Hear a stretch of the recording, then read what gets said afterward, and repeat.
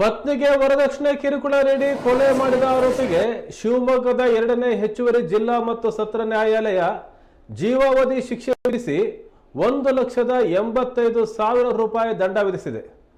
ದುಮ್ಮಳ್ಳಿಯ ಕರುಣಾಕರ ಎಂಬಾತ ಸೆಪ್ಟೆಂಬರ್ 20, 2022ರಲ್ಲಿ ತನ್ನ ಪತ್ನಿ ಅಮಿತಾ ಜೊತೆ ಜಗಳ ಆಡಿ ಚಾಕುವಿನಿಂದ ಚುಚ್ಚಿ ಕೊಲೆ ಮಾಡಿದ್ದ. ಮೃತಳ ತಾಯಿ ನೀಡಿದ ದೂರಿನ ಮೇರೆಗೆ ಪ್ರಕರಣ ದಾಖಲಿಸಿಕೊಂಡು ಆರೋಪಿಯನ್ನ ಬಂಧಿಸಲಾಗಿತ್ತು. ಇದೀಗ ಪ್ರಕರಣದ ವಿಚಾರಣೆ ನ್ಯಾಯಾಲಯದಲ್ಲಿ ನಡೆದು ಆರೋಪ ಸಾಬೀತಾದ ಹಿನ್ನೆಲೆಯಲ್ಲಿ ನ್ಯಾಯಾಲಯ ಶಿಕ್ಷೆಯ ಪ್ರಮಾಣವನ್ನು ನಿಗದಿಪಡಿಸಿದೆ. ನ್ಯಾಯಾಧೀಶರಾದ ಪಲ್ಲವಿ BR ಅವರು ಈ ತೀರ್ಪನ್ನು ಪ್ರಕಟ ಮಾಡಿದ್ದಾರೆ.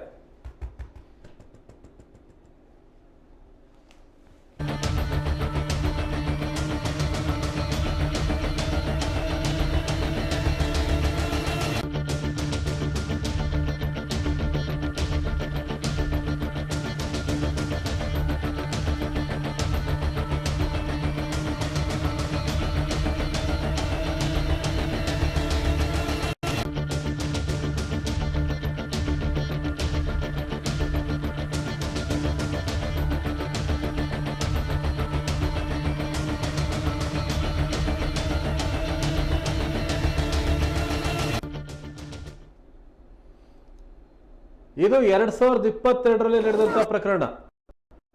ಅದೇ ವರ್ಷ ಸೆಪ್ಟೆಂಬರ್ 30ನೇ ತಾರೀಕು ದುಮ್ಮಳ್ಳಿಯ ಕರುಣಾಕರ ಎಂಬಾತ ತನ್ನ ಪತ್ನಿ ಅಮಿತಾ ಅವ್ರ ಜೊತೆ ಜಗಳಾಡಿ ಚಾಕುವಿನಿಂದ ಚುಚ್ಚಿ ಕೊಲೆ ಮಾಡಿದ್ದ.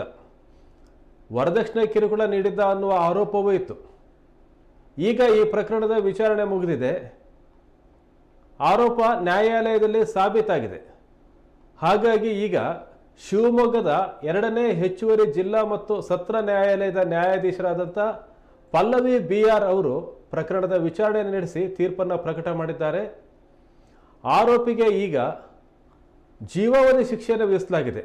ಜೊತೆಗೆ 1,85,000 ರೂಪಾಯಿ ದಂಡವನ್ನು ಸಹ ವಿಧಿಸಲಾಗಿದೆ.